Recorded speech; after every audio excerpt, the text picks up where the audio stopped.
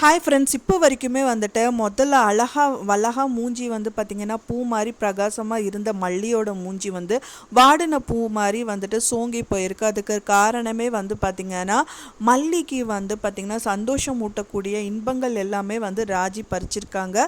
மெயினாக அவங்க சொன்னது என்னென்னா டைவர்ஸ் பெட்டிஷனில் சைன் பண்ணி கொடுத்தே அனுப்பிட்டாங்க ஃபைல் அப்படின்னு சொல்லலாம்.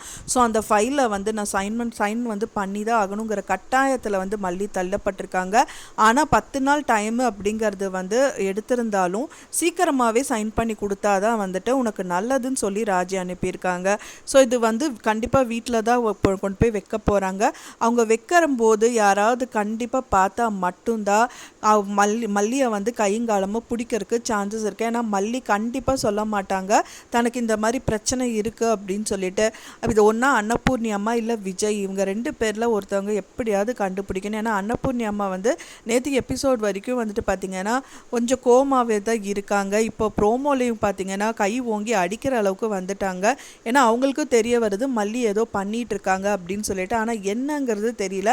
ஒன்ஸ் அவங்க நீட்டின கை வந்துட்டு பார்த்திங்கன்னா அடிச்சிருந்தாங்கன்னா கூட ஏதாவது ஒரு விதத்தில் விஜய் வராமல் இருக்கும்போது வந்து ஏதாவது ஒரு விஷயம் கறந்துருக்கலாம். ஆனால் அந்த டைம் பார்த்து விஜய் வந்துட்டார், மல்லியை வந்து அடிக்க வேணான்னு சொல்லிட்டாங்க. ஸோ இதுவும் ஒன்றும் பண்ணுறதுக்கு இல்லை. ஸோ அதனால் வந்துட்டு மல்லியை கைங்காலமாக பிடிக்கணும்னா அவங்க பண்ணுறது வந்து அவங்களுக்கே தெரியாமல் வாட்ச் பண்ணால் மட்டும்தான் முடியும்.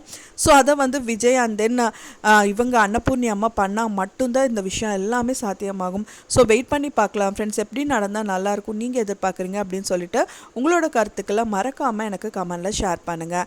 நான் சொன்ன இந்த தகவல் உங்களுக்கு பிடிச்சிருக்கும்னு நினைக்கிறேன் ஃப்ரெண்ட்ஸ். பிடிச்சிருந்தா மறக்காமல் லைக் பண்ணுங்கள், ஷேர் பண்ணுங்கள், கமெண்ட் பண்ணுங்கள், சப்ஸ்கிரைப் பண்ணுங்கள். மேலும் இன்னொரு மல்லி சீரியல் அப்டேட்டோட நெக்ஸ்ட் மீட் பண்ணுறேன். தேங்க்ஸ் ஃபார் வாட்சிங் மை வீடியோ ஃப்ரெண்ட்ஸ். நெக்ஸ்ட் வீடியோவில் பார்க்கலாம்.